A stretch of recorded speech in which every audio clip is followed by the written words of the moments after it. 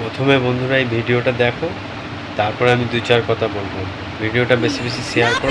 বিষ খেয়ে মরবো অন্নপূর্ণা যদি না পাই। স্বামী বেকার, 200 টাকার বেতনের পাই, তাও আমি পাইনি। কেন পাইনি? না পেলে বিষ খেয়ে মরবো অন্নপূর্ণা যদি না পাই। সবাইকে দিয়ে আমার টাউন চন্দ্রখানা পয়সা পাচ্ছিনি। কেন পাচ্ছিনি বলো? একবারও ঢোকেনি? না, একবারও ঢোকেনি। কি বলছে মানে কি বলছে? বলছে যা 3টা রুম তার দিকে পাওয়া যাবে না। আমার সরকার থেকে 2 কামরা দিচ্ছে, আমরা 1 কামরা করছি, 3 কামরা রুম। আমার স্বামী রাজমিস্ত্রির কাজ করে, হ্যাঁ, এই হাতটা ভাঙা, তবু সে কাজে যায়। 3টা মানুষ আমরা খাবো কি? যত পয়সা দিত এখন তো সকলের সমস্যা, সকলটাই দিচ্ছে, আমরা কেন পাবো নি বলো? না 3টে রুম আছে, না বাইক আছে, না 4 চাকা আছে, না কোনো কিছু আছে। আমি সম্পূর্ণভাবে পাওয়ার যোগ্য। পোর্টালে কি দেখাচ্ছে? হোটেলে দেখাচ্ছে অ্যাপ্রুভ, কিন্তু আমার টাকা কোনো মাসে ঢুকেনি। আমি 3 মাসে একবারও টাকা পাই। সমস্যা হয়েছে। হ্যাঁ, আমাদের স্বামী মুনিশ খাটে, আমরা 7-8 পর্যন্ত পড়া জানি।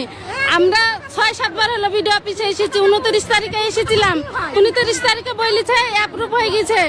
তখন কোনো চাকরি তোলা ছিল না।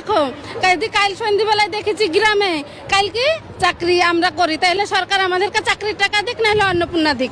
অন্নপূর্ণা নিব না, চাকরি দিক, আমাদেরকে টাকা দিক। পরিবারে চাকরিজীবী কেউ নেই? না, কেউ নেই। তা থাকা সত্ত্বেও ইস্যু দেখেছে চাকরিজীবী বলে কে?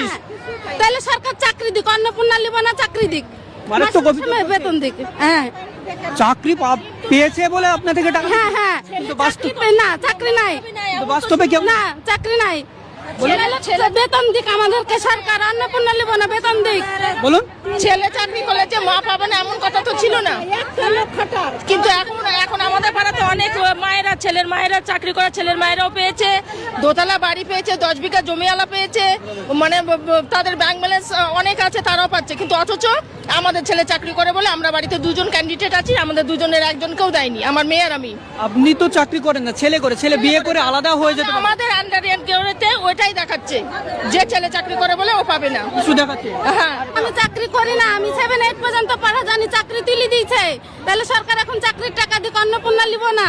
অন্নপূর্ণা দপ্তরে যেসব সরকারি কর্মীগুলো আছে তাদের কাছে আমি হাত জোড় করে নিবেদন করছি, প্লিজ দয়া করে সঠিক গরিব মানুষগুলো যাতে অন্নপূর্ণায় যুক্ত হতে পারে একটু দেখুন।